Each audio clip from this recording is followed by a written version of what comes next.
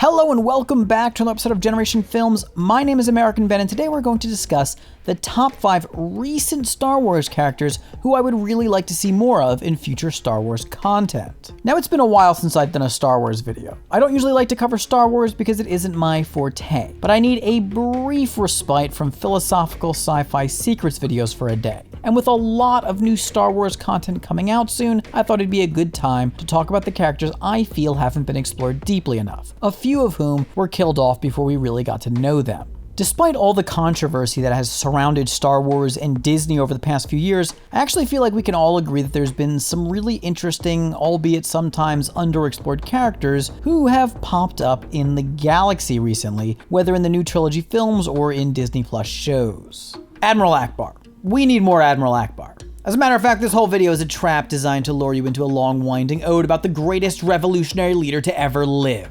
I suppose that video would almost go too viral.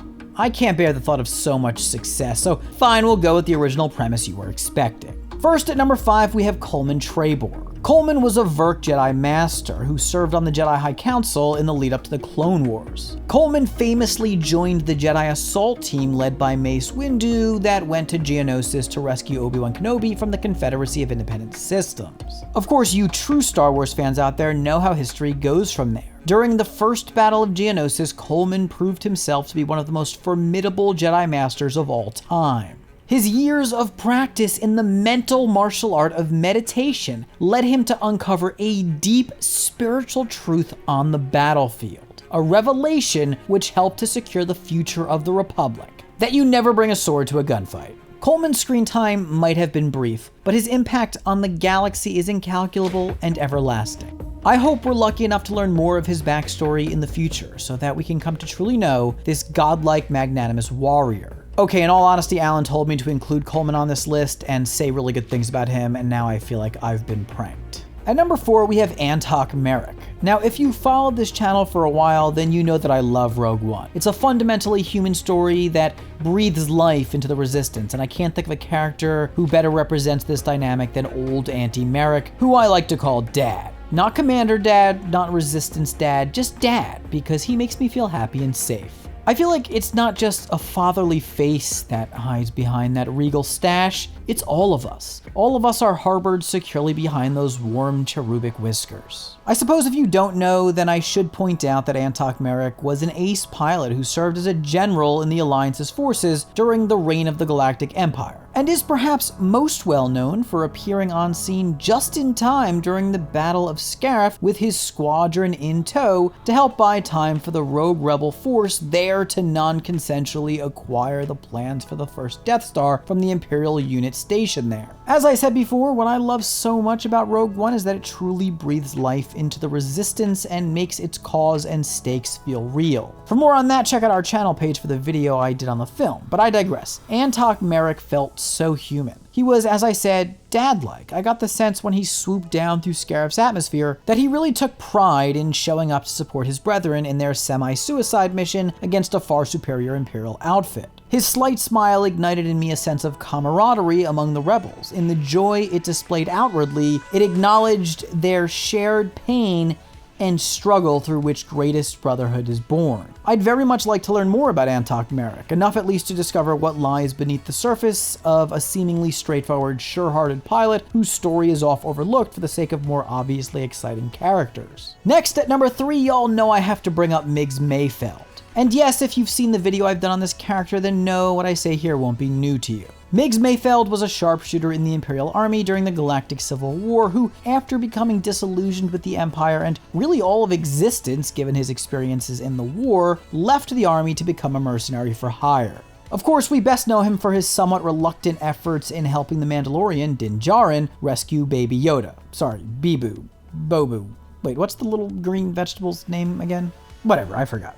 Mayfeld, in my view, is such an important character to Star Wars because he provides something the films have somewhat neglected to offer: a deeper look into the mind of a former Imperial soldier. I've long wanted Star Wars to do more in the way of exploring the humanity and complexity of stormtroopers. In this way, Janna from The Rise of Skywalker wouldn't be a bad choice for this spot on the list either. Finally, all of the way at the end of the new trilogy, she was injected into the story in order to help Finn delve into the thoughts and emotions of people who served in the Imperial forces. This all kind of came too late though, but to be fair, those films had a lot of other arcs to take care of, and anyway, in The Mandalorian, we got Mayfeld.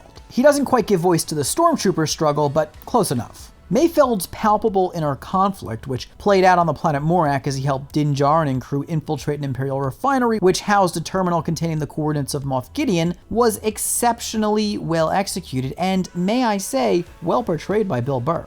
Mayfeld displayed intense pain and anger as he confronted his former comrades, especially Valen Hess, who was his superior during Operation Cinder, an Imperial assault on various planets in 4ABY that was part of Palpatine's larger contingency plan, and a mission during which, thanks to Hess's orders, Mayfeld's entire division was wiped out along with an entire city and its inhabitants. In this episode of The Mandalorian, Migs Mayfeld confirms for us, well, at least for us less expert Star Wars fans, that yes, Imperial troops are not just mindless evil dark side drones, they have thoughts and feelings, and they don't always sleep so easily at night. We've gotten a good amount of Mayfeld already, but I'd like to know more. Shout out to Starship Troopers. At number 2, I have to go with Paige Tico. Paige served as a gunner on an MG-100 Star Fortress SF-17, a heavy bomber used by the New Republic during the late stages of the Galactic Civil War. Of course, we remember her for her heroic efforts during the evacuation of Dakar, during which her Star Fortress, known as the Cobalt Hammer, flew against the First Order's Manticore IV class siege dreadnought, the Fulminatrix.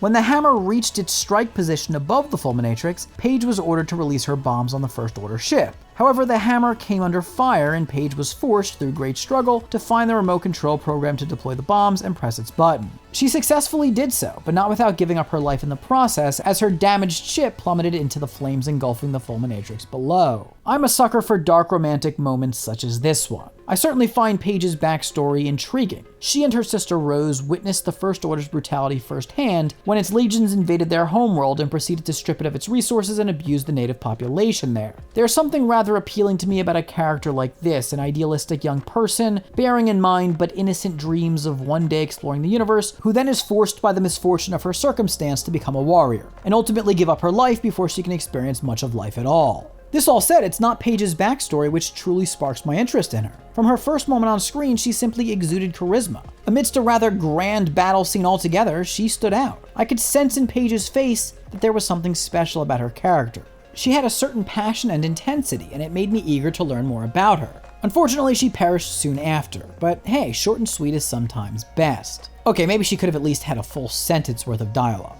Finally, at number 1, I have to go with Chirrut Îmwe, who to me is inclusive of Baze Malbus. Chirrut was native to Jedha, a small desert moon which orbited the planet Na-Jedha. There on Jedha, he was a member of the Guardians of the Whills, an order of spiritual warrior monks. We know him and his partner in piety, Baze, for their heroics in aiding the resistance fighters who were tasked with stealing the plans for the first Death Star from Imperial forces. Now, I'll be straight with you. I'm biased towards Chirrut because I'm a huge fan of Chinese films, and I'm a colossal fan of martial arts films. And so, when you put a Chinese martial arts star into a Star Wars film, I get happy. Yes, a good part of me only wants to see more Chirrut Îmwe because I love the way his fighting style meshed with the Star Wars universe. However, his character has intriguing qualities beyond martial arts prowess. What I really like about this character is his unyielding belief in the Force, which he held despite the fact that he never unequivocally demonstrated Force proclivity. In this way, Chirrut deepened the entirety of Star Wars lore in regards to the Force. To most, the Force is neither a good or bad thing, it simply is a fact of life in the galaxy. But with Chirrut, the Force is about faith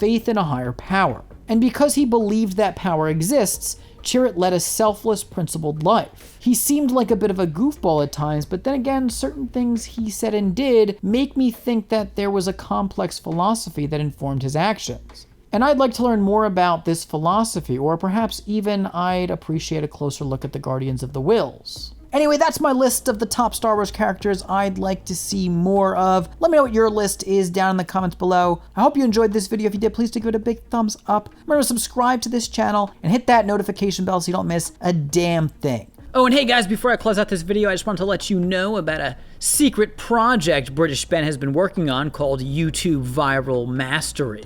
It's a course in which the eponymous British Ben will teach you how we built 9 YouTube channels with over 2 million subscribers.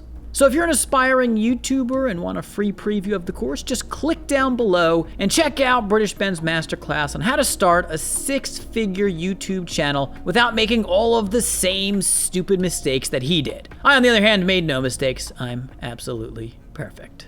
Again, if you're interested, check out the details down below. For now, my name is American Ben, and I'll catch you next time. Generation Films, peace.